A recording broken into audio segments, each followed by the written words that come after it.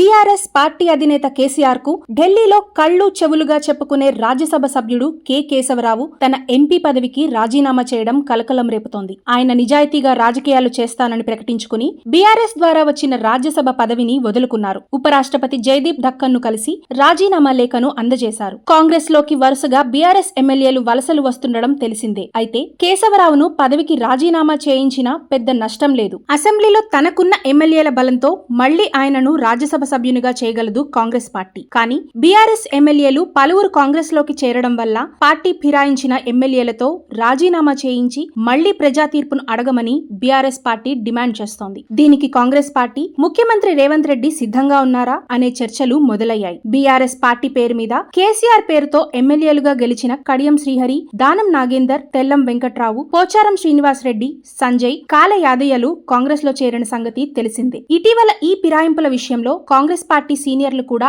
ఆగ్రహం తెచ్చుకున్నారు. సంజయ్ కాంగ్రెస్ లోకి రావడం పట్ల సీనియర్ నేత ఎమ్మెల్సీ జీవన్ రెడ్డి అలుకపూని రాజీనామా చేసిన సంగతి తెలిసిందే. మళ్లీ ఉప ముఖ్యమంత్రి భట్టి విక్రమార్క బుజ్జగింపులతో దిగివచ్చారు. మంత్రి పదవులు ఆశ చూపి కొందరిని, కేసుల భయం చూపి కొందరిని కాంగ్రెస్ పార్టీలోకి చేర్చుకుంది. లోక్సభ ఎన్నికలు పూర్తి కాగానే పెద్ద ఎత్తున చేరికలు ఉంటాయని ఎమ్మెల్యేలను ప్రలోభపెట్టి కాంగ్రెస్ గేట్లు తెరిచింది. ఒకవేళ పార్టీ ఫిరాయింపుల చట్టం కింద ఈ ఎమ్మెల్యేలపై వేటు పడితే తమ ఎమ్మెల్యే పదవి కూడా ఊడుతుందనే భయం వారిని వెంటాడుతోంది. అలాగని ఎమ్మెల్యేగా రాజీనామా చేసి మళ్లీ ఎన్నికలకు వెళ్లి గెలవగలమనే ఆత్మవిశ్వాసం వారికి లేదు, కాంగ్రెస్ పార్టీకి లేదని తెలుస్తోంది. కేశవరావుతో రాజీనామా చేయించినట్లుగా తమను కూడా ఎక్కడ రాజీనామా చేయమంటారో అనే ఆందోళన వారిని వెంటాడుతోంది. రేపో మాపో గద్వాల ఎమ్మెల్యే బండ్ల కృష్ణమోహన్ రెడ్డి కూడా కాంగ్రెస్ కండువా కప్పుకుంటారని ప్రచారం జరుగుతోంది. దీనిని అక్కడి కాంగ్రెస్ అభ్యర్థిగా పోటీ చేసిన సరితా తిరుపతయ్య తీవ్రంగా వ్యతిరేకిస్తున్నారు. ఒకవేళ వీరిపై ఫిరాయింపుల చట్టం ప్రకారం అనర్హత వేటు పడితే సొంత నియోజకవర్గంలో ప్రజల తిరుగుబాటును కూడా ఎదుర్కొని తిరిగి గెలవడం చాలా కష్టమైన పని అని